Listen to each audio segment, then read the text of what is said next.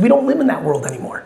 I've been doing this every single day for 17 years, hardcore. And the fact that somebody in this room who's never posted on social in their lives could decide to open a TikTok account today, make their first post, and that video can get more views than my post later this afternoon is a level of creative meritocracy that has never been seen in the world.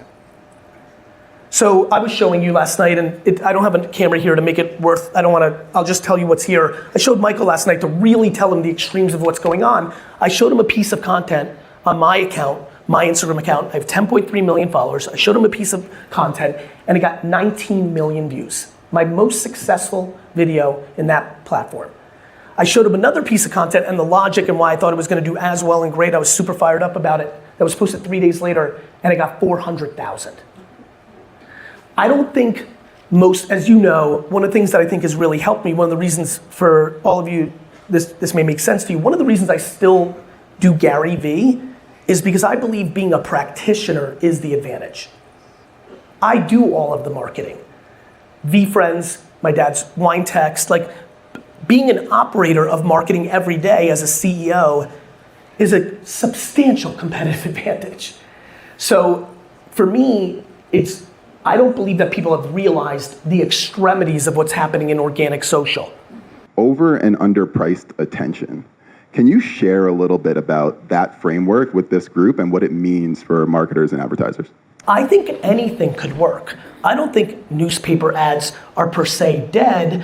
I think that they're just very expensive based on how people act in 2024. I think television can work. In fact, you know this. I believe the Super Bowl ad is the single best media buy in the world. I think it is grossly underpriced. When you get 140 million Americans to consume a 30-second video for $7 or $8 million, that is insanely challenging, even if you are remarkable at best digital and social and influencer work. The problem, as many of us know, is if the creative's wrong, now you're in real trouble, right? So there's attention, and then what do you do with the attention? And so, for me, I've become infatuated because my career was built, and I watched the biggest companies in the world built on over-investing in underpriced attention. In the first 6 years of Google AdWords were uncomfortably underpriced.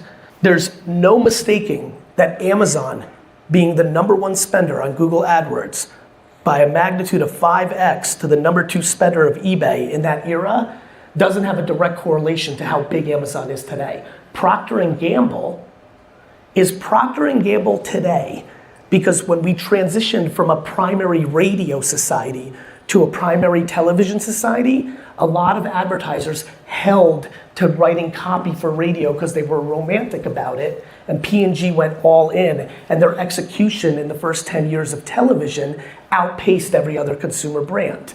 The things we're all seeing today are dictated by what we're seeing in social, influencer, and other underpriced behaviors. So when people say like TV is dead, I don't think TV is dead. I think the standard television commercials media cost is grossly overpriced in comparison to if you understood how to do every marketing behavior, direct mail, search, television, social, digital, banners, pre-roll. If you knew everything and you could do it all, why wouldn't you spend your money and your activities on the things that were better priced?